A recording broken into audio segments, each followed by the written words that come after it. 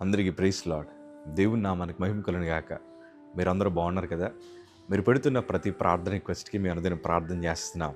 దేవుడు ఘనమైన విజయాలు, ఎక్కడైతే మీరు తలదించుకున్నారో, ఎక్కడైతే ఓడిపోయారో, ఎక్కడైతే అవమానం పొందారో అదే స్థలంలో నా ప్రభు మీ అందరినీ హెచ్చించుదురుగాక.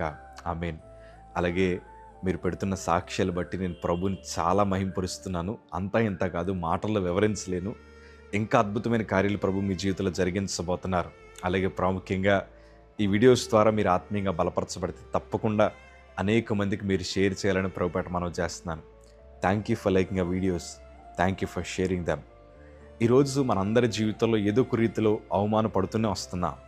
కొంతమంది డైరెక్ట్గా మనల్ని అవమానపరుస్తున్నారు. కొంతమంది మన వెనకాల మాట్లాడి మనల్ని అవమానపరుస్తున్నారు. కొంతమంది ఇంటికి పిలిచి, ఫంక్షన్లకు పిలిచి, లేకపోతే నలుగురు మధ్యకి పిలిచి మనల్ని అవమానపరుస్తుంటారు.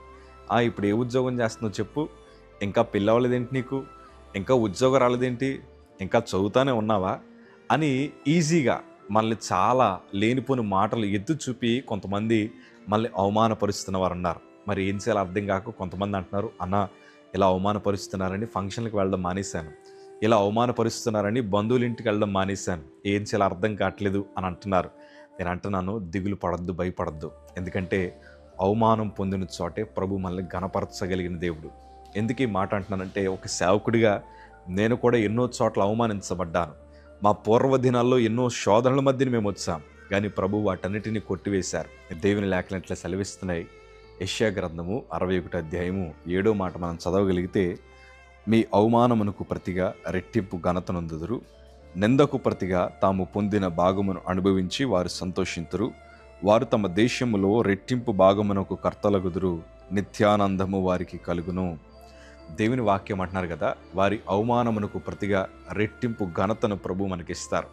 అందుకే యేసేపు ఒకనాడు ప్రార్థన చేస్తాడు, 2 బిడ్డలు పట్టుకొని, మనిషి ఎఫ్రాయిమును పట్టుకొని అంటాడు కదా, అయ్యా నేను ఏ స్థలంలో అయితే అవమానించబడ్డానో అదే స్థలంలో ప్రభు నన్ను హెచ్చించారని, ఎక్కడైతే నేను దుఃఖపడ్డానో అదే స్థలంలో ప్రభు నన్ను గణపరిచారని చక్కగా బిడ్డలిద్దరికీ పేర్లు పెట్టి యేసేపు తన సాక్ష్యాన్ని పంచుకుంటున్నాడు.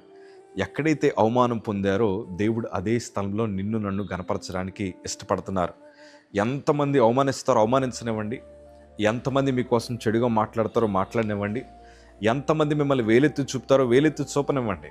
మీరు మౌనంగా నిలిచిపోయి ప్రభు పాదాల దగ్గర పడి, ప్రభా నన్ను ఎంత అవమానించారు, నేను తిరిగి వాడిని ఏదో ఒక మాట అనగలిగిన వాడిని, అయినా కానీ ఇలా మౌనంగా ఉన్నానంటే కారణం నువ్వు ఘనతనిస్తావని. ఇదే ప్రార్థన మీరు కొనసాగించండి. నేను అంటాను, ఎక్కడ ఓడిపోయారో అక్కడే ప్రభు మిమ్మల్ని హెచ్చించబోతున్నాడు.